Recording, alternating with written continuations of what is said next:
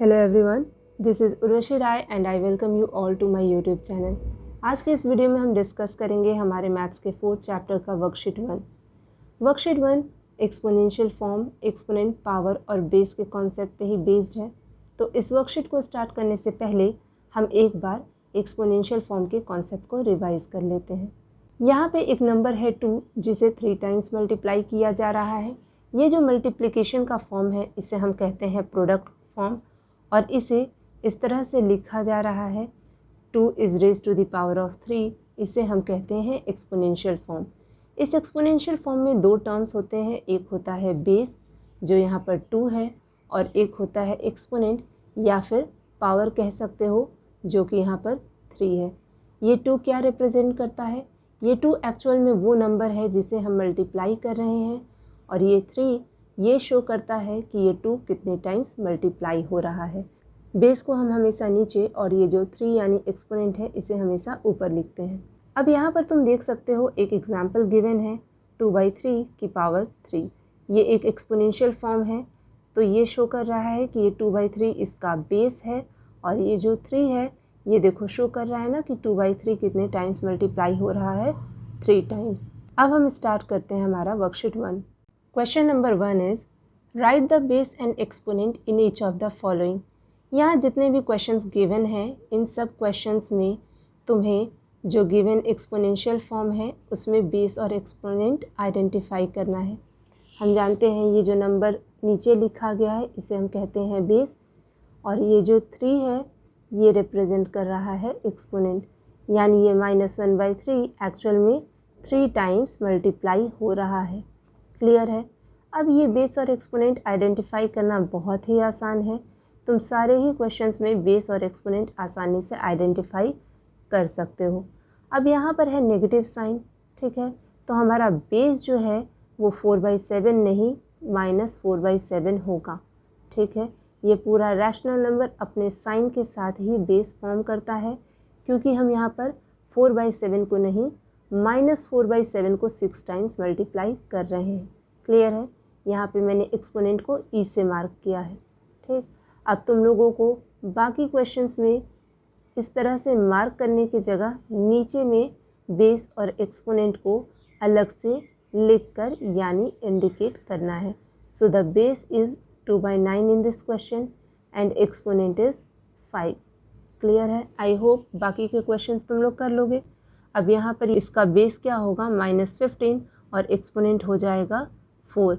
इसे लिखकर दिखाना ज़रूरी नहीं होता। ठीक, now let us move on to our last question that is -2/3।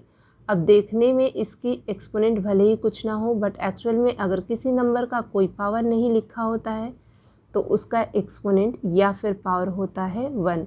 तो इस नंबर में बेस क्या है -2/3 और एक्सपोनेंट क्या है 1। I hope question number 1 clear होगा। अब देखते हैं हम हमारा क्वेश्चन नंबर 2। क्वेश्चन नंबर 2 में जितने भी क्वेश्चंस हैं वो सब प्रोडक्ट फॉर्म में गिवन है, और हमें उन्हें एक्सपोनेंशियल फॉर्म में एक्सप्रेस करना है। हमने अभी अभी कॉन्सेप्ट को रिवाइज करते टाइम देखा ना कि हम कैसे किसी भी प्रोडक्ट फॉर्म को उसके एक्सपोनेंशियल फॉर्म में कन्वर्ट करते हैं। सबसे पहले देखेंगे बेस क्या है, तो 5/6 मल्टीप्लाई हो रहा है, तो यही 5/6 हमारा बेस हो जाएगा। ये कितने टाइम्स मल्टीप्लाई हो रहा है? 2 टाइम्स, तो ये जो 2 है ये इसका एक्सपोनेंट हो जाएगा। क्लियर है ये बात? अब देखते हैं हमारा नेक्स्ट क्वेश्चन।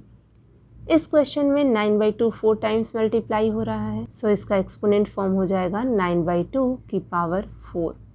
क्लियर है? अब देखते हैं हमारा next question that is -7/8 is being multiplied 4 times. यहाँ पे -7/8 4 टाइम्स मल्टीप्लाई हो रहा है, तो ये -7/8 हो जाएगा बेस, और 4 टाइम्स मल्टीप्लाई हो रहा है तो इसकी पावर हो जाएगा 4। यहाँ पे जो भी टर्म तुम मल्टीप्लाई कर रहे हो वो पॉजिटिव हो या नेगेटिव हो, यहाँ पर एक्सपोनेंशियल फॉर्म में अपने साइन के साथ ही लिखा जाता है, तो इसे हम लिखेंगे -7/8। अब नेक्स्ट क्वेश्चन में क्या हो जाएगा, -1/2 बेस है और पावर हो जाएगी, कितने टाइम्स मल्टीप्लाई हो रहा है? 5 टाइम्स, तो ये 5 इसका पावर हो जाएगा। क्लियर है? अब नेक्स्ट के दोनों क्वेश्चंस आई होप तुम लोग कर लोगे। बेस दिख रहा है दोनों क्वेश्चन में, काउंट करके हम एक्सपोनेंट फाइंड कर सकते हैं। अब देखते हैं हमारा question number 3, express as rational numbers in the form p/q। यहाँ पे तुम्हें एक एक्सपोनेंशियल फॉर्म गिवन है, तुम्हें इस एक्सपोनेंशियल फॉर्म को इसके रैशनल नंबर के फॉर्म में यानी p/q के फॉर्म में एक्सप्रेस करना है। यानी तुम्हें बताना है कि ये जो 5/6 की पावर 3 है ये एक्चुअल में किस रैशनल नंबर को रिप्रेजेंट कर रहा है। ठीक है, तो हम देख सकते हैं हमें इस 5/6 को 3 टाइम्स मल्टीप्लाई करना है। ठीक, यानी ये जो 5 और 6 है ये दोनों ही 3 टाइम्स मल्टीप्लाई हो रहे हैं, तो इसे हम लिख सकते हैं 5 is multiplied 3 times and 6 into 6 into 6। So this is actually 5 की भी पावर 3 है और 6 की भी पावर 3 है। जब हम 5 को 3 टाइम्स मल्टीप्लाई करेंगे तो हमें आंसर मिलेगा 125 और 6 को 3 टाइम्स मल्टीप्लाई करने पे मिलेगा 216। So this 125 upon 216 is the rational number जो इस एक्सपोनेंशियल फॉर्म से रिप्रेजेंट किया जा रहा है। क्लियर है ये क्वेश्चन? अब देखते हैं हमारा next question, that is -12 upon 13 की पावर 2। यहाँ पर एक नेगेटिव नंबर है, नेगेटिव रैशनल नंबर जिसका एक्सपोनेंट है 2। तो बिल्कुल फर्स्ट क्वेश्चन की तरह ही हम इसे फिर से सॉल्व करेंगे। -12 अपॉन 13 2 टाइम्स मल्टीप्लाई हो रहा है, तो इसे हम इस तरह से लिखेंगे, दैट मीन्स -12 और 13 दोनों ही 2 टाइम्स मल्टीप्लाई हो रहा है। So this can be written as -12 into -12 upon 13 into 13। So this is actually -12 की पावर 2 अपॉन 13 की पावर 2। जब हम -12 को 2 टाइम्स मल्टीप्लाई करेंगे तो हमें रिजल्ट मिलेगा 144 विथ अ पॉजिटिव साइन। ठीक, और 13 का पावर 2 करेंगे तो मिलेगा 169। अब यहाँ पे पॉजिटिव साइन क्यों आया? क्योंकि ये जो माइनस है यानी ये जो नंबर है ये even number of time multiply हो रहा है। ठीक, तो रिज़ल्ट क्या आ जाएगा? पॉजिटिव। अब देखते हैं हमारा नेक्स्ट क्वेश्चन, दैट इज़ 4/9 की पावर 4। ये भी एक एक्सपोनेंशियल फॉर्म है जिसे हमें एक रैशनल नंबर के फॉर्म में एक्सप्रेस करना है। तो आई होप ये क्वेश्चंस कर लोगे तुम लोग अब खुद से। इसे मैं बस इसके प्रोडक्ट फॉर्म में लिख कर छोड़ रही हूँ। आगे का पूरा प्रोसीजर तुम्हें खुद से करना है और आंसर फाइंड करना है। अब देखते हैं हमारा next question. So question number 4 is -1/2 की पावर 5। यहाँ पे एक नंबर है ना, रैशनल नंबर है, अगेन एक्सपोनेंशियल फॉर्म दिया हुआ है। तुम्हें इसे फिर से सॉल्व करके इसे रैशनल नंबर के फॉर्म में एक्सप्रेस करना है। तो हमारा फर्स्ट स्टेप क्या होगा? हम इस नंबर को 5 टाइम्स मल्टीप्लाई करेंगे। तो यहाँ पर -1 भी 5 टाइम्स मल्टीप्लाई हो रहा है और 2 भी 5 टाइम्स मल्टीप्लाई हो रहा है। अब यहाँ पर हम इसे डायरेक्टली लिख सकते हैं, -1 5 टाइम्स मल्टीप्लाई हो रहा है यानी साइन तो नेगेटिव ही आएगा क्योंकि odd number of times multiply हो रहा है। जब हम 2 को 5 टाइम्स मल्टीप्लाई करेंगे तो हमें आंसर मिलेगा 32। So this -1/32 is the required answer, है ना।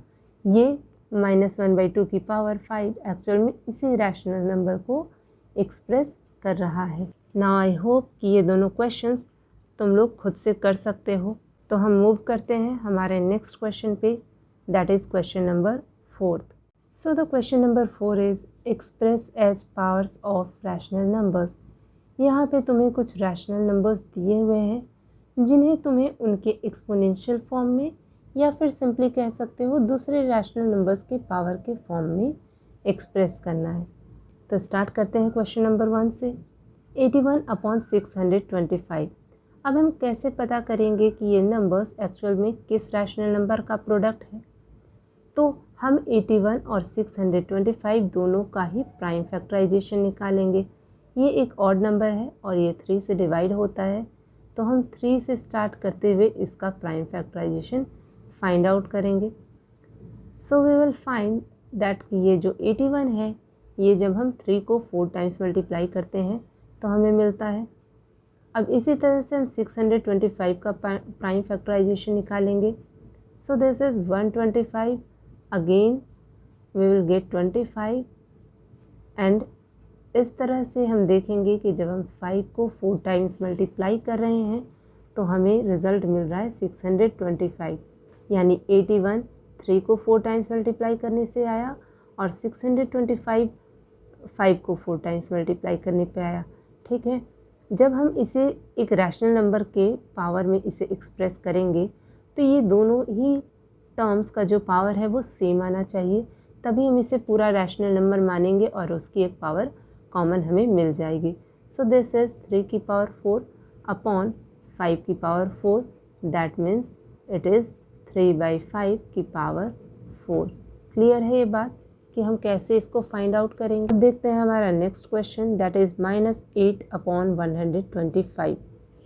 यहाँ पर तुम देख सकते हो कि ये जो रैशनल नंबर है ये नेगेटिव रैशनल नंबर है, यानी जिस भी रैशनल नंबर की पावर में आएगा उसका पावर एक ऑड नंबर होगा, है ना, तभी तो हमें नेगेटिव रैशनल नंबर मिलेगा और साथ ही वो नंबर एक नेगेटिव नंबर होना चाहिए। तो ये 8 किसके प्रोडक्ट से मिलेगा? सो this is actually -2 multiplied 3 times. ठीक है, एंड 125 कैसे मिलेगा? जब हम 5 को 3 टाइम्स मल्टीप्लाई करेंगे। So that means it is -2 की पावर 3 अपॉन 5 की power 3। So this is -2 upon 5 की पावर 3। क्लियर है? अब देखते हैं हमारा next question. So our next question is -343 upon 512। तो यहाँ पर ये जो 343 है इसका जब हम प्राइम फैक्टराइजेशन फाइंड आउट करेंगे तो हमें मिलेगा कि ये 7 को 3 टाइम्स मल्टीप्लाई करने पे आता है। ठीक, कोई और प्राइम नंबर है ही नहीं ऐसा जिससे ये 343 डिवाइड हो, यानी इसका प्रोडक्ट तो यही मिलेगा हमें, -7 इंटू -7 इंटू -7। अब तुम्हें वो नंबर देखना है जिसे हम 3 टाइम्स मल्टीप्लाई करें तो हमें 512 मिल जाए। तो अगर हम 512 का प्राइम फैक्टराइजेशन निकालेंगे तो हमें इसका प्राइम फैक्टराइजेशन तुम लोग सॉल्व करना, तो इसका प्राइम फैक्टराइजेशन जो होता है वो मिलता है 2 की पावर 9। तो अब ये जो 2 है इसकी पावर तो 9 आ गई, लेकिन हमें यहाँ पे एक नंबर चाहिए, उसकी पावर होनी चाहिए 3 और उसका प्रोडक्ट होना चाहिए 512। So it will be 8 into 8 into 8। ठीक, अब परेशान नहीं होना कि ये 8 डायरेक्टली कैसे आ गया, तुम लोग प्राइम फैक्टराइजेशन निकाल के चेक कर सकते हो। जब प्राइम फैक्टराइजेशन निकालोगे ना तो ये जो 2 है इसको 3 टाइम्स मल्टीप्लाई करने पे 8 मिलता है, तो तुम फाइंड करोगे कि वो जो 2 है 2 की पावर 9 है, उसी से हमें अलग अलग पेयर्स बनाने पे दिखेगा कि ये जो 8 है इसको 3 टाइम्स मल्टीप्लाई करने पे 512 मिलेगा।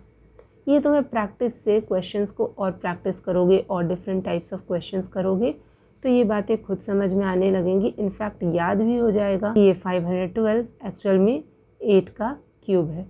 सो दिस इज़ -7 की पावर 3 अपॉन 8 की power 3। So it can finally be written as -7/8 की पावर 3।